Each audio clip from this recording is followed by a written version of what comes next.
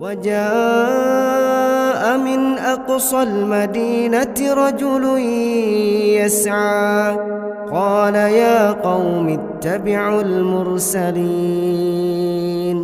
اتبعوا من لا يسألكم أجرا وهم مهتدون وما لي لا أعبد الذي فطرني وإليه ترجعون أأتخذ من دونه آلهة إن يردني الرحمن بضر لا تغن عني شفاعتهم شيئا ولا ينقذون. Bismillahirrahmanirrahim. Assalamualaikum warahmatullahi wabarakatuh. Saya Profesor Dr. Gunarto SHMH, Ketua Takmir Masjid Nurul Ilmi Kota Semarang. Masjid ini didirikan pada tahun 1985. Dulu namanya Masjid Sukorejo, karena masjid ini letaknya di Kelurahan Sukorejo, Kecamatan Gunung Pati, Kota Semarang. Kemudian namanya dirubah menjadi Masjid Nurul Ilmi. Artinya itu masjid yang menghasilkan nur ilahi, petunjuk Allah, keberkahan Allah, kemudian pusat pengembangan ilmu. Di masjid ini banyak sekali pengajian untuk meningkatkan kualitas ilmu agama, memahami agama, dan melaksanakan agama Islam. Masjid Nurul Ilmi ini di bawah Yayasan Yakmis.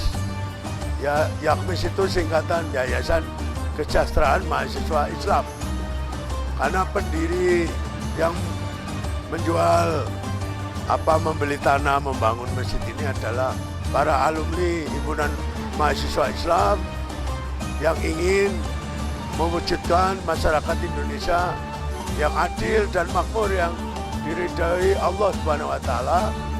Dan Masjid Nurul Ilmi itu bersama-sama dengan Asrama HMI dan TK Aba itu sebagai bagian untuk upaya mencerdaskan kehidupan bangsa dan mensejahterakan umat yang dirahmati Allah Subhanahu wa taala. Terima kasih. Assalamualaikum warahmatullahi wabarakatuh. Assalamualaikum warahmatullahi wabarakatuh. Menyambung dari apa yang telah dijelaskan oleh Ketua Takmir Bapak Profesor Dr. Gunarto SHMH, bahwa memang Masjid Nurul Ilmi ini yang awalnya dulu namanya adalah Masjid Sukorejo, kemudian diganti nama karena memang lokasi masjid ini berada di wilayah perumahan dosen UNES dan dosen Undip, sehingga inspirasi dari para pendidik ini menginspirasi menjadikan nama masjid ini adalah Masjid Nurul Ilmi, cahaya keilmuan. Sehingga kegiatan-kegiatan yang dilaksanakan itu diperbanyak tentang kajian-kajian keilmuan. Kajian keilmuan antara lain kajian Ahad pagi itu secara rutin diadakan, kemudian kajian setelah subuh selama seminggu itu kita laksanakan 4 hari. Dari hari-hari tertentu ada kajian tafsir maupun kajian tahsin. Juga kita ada yang urusannya masalah pendidikan untuk remaja, ada kajian remaja yang diadakan sehabis maghrib sampai isya dalam seminggu sekali. Kemudian ada pendidikan TPQ, Taman Pendidikan Al-Quran, yang ini juga sudah berlangsung lama. Dan alhamdulillah jumlah peserta TPQ-nya itu semakin banyak.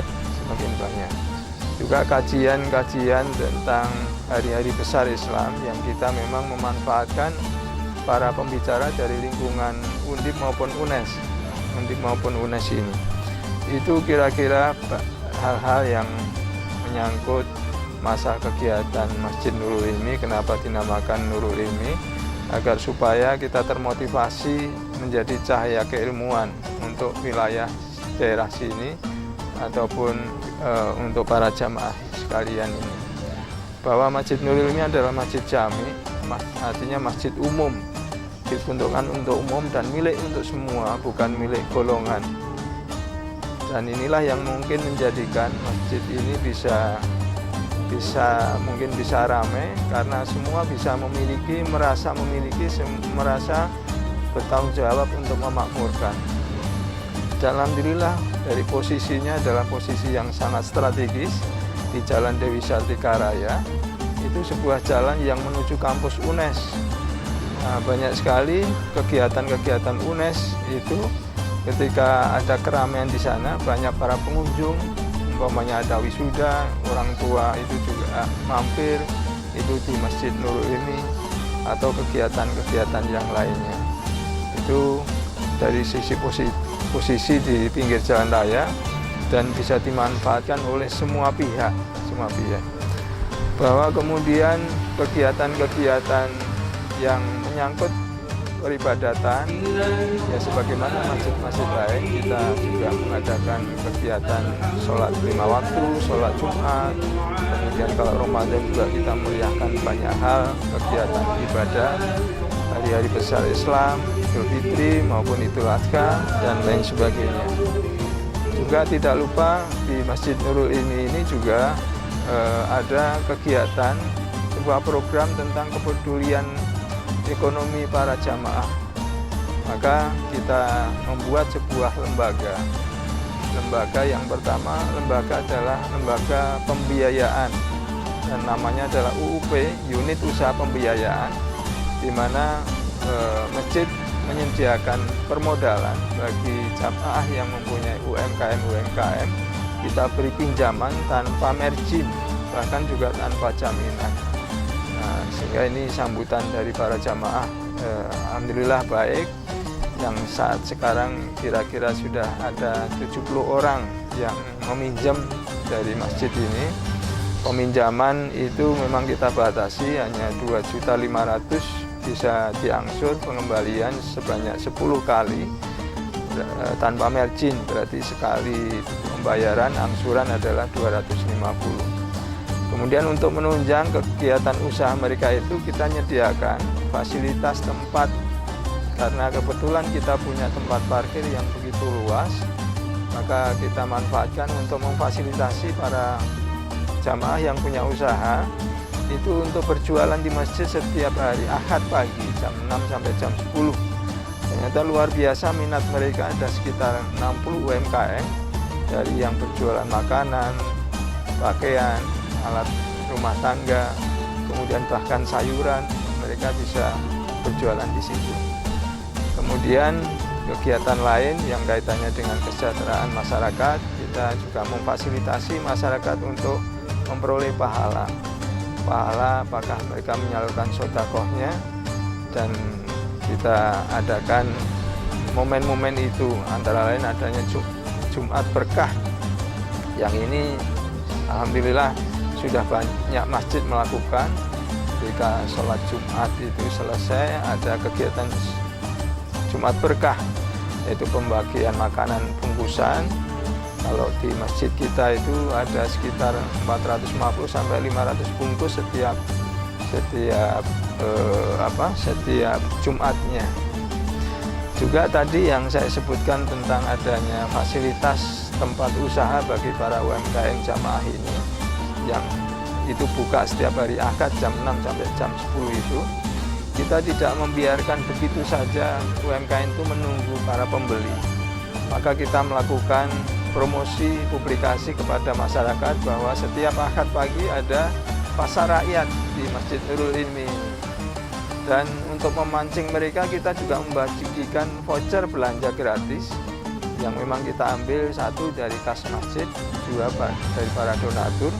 kita mengeluarkan voucher senilai 1 juta rupiah untuk 100 orang setiap minggunya. Kemudian ternyata itu bisa memancing para jamaah lain yang mampu untuk juga membeli voucher dan dibagikan pada jamaah lain untuk belanja di pasar rakyat tersebut. Alhamdulillah itu bisa berkembang sampai sekarang. Mereka bisa menikmati belanja dengan enak, dengan mudah, dengan harga-harga barang yang begitu merakyat itu saya kira apa yang saya jelaskan tentang Masjid Nurul ini, dan ke depan kita juga akan meniru masjid-masjid lain yang sudah semarak bisa memberikan kemanfaatan kepada masyarakat luas, sehingga kita dengar istilah ada masjid friendly. Masjid friendly itu ada masjid yang bersahabat dengan masyarakat, bahkan bukan saja masyarakat muslim, tetapi masyarakat yang non muslim silahkan memanfaatkan. Kita ada umpamanya kebutuhan orang untuk mampir masjid, apakah dia untuk janjian ketemu seseorang di masjid, itu ternyata dimanfaatkan banyak mereka itu. Kita memfasilitasi ada tempat-tempat untuk ngecas HP, kemudian kita juga menyediakan wifi digunakan untuk para jamaah maupun anak sekolah sekitar masjid untuk mengikuti pelajaran daring barangkali di masjid yang sudah mereka lakukan. Nah itu kemudian kita memfasilitasi makanan, minuman bagi siapa yang datang, dan kegiatan-kegiatan lain yang intinya bahwa semakin banyak orang memanfaatkan tempat masjid, apakah untuk istirahat bagi para pedagang, bagi para sales yang hari mereka bisa istirahat, atau orang-orang umum yang lainnya. Mudah-mudahan dengan langkah itu banyak orang bisa mengambil manfaat, dan semakin banyak orang mengambil manfaat, insya Allah pahala orang-orang yang wakaf maupun orang yang infak ke masjid itu tambah besar, karena masjid bermanfaat untuk banyak orang. Saya kira itu akhirul kalam. Wassalamualaikum warahmatullahi wabarakatuh.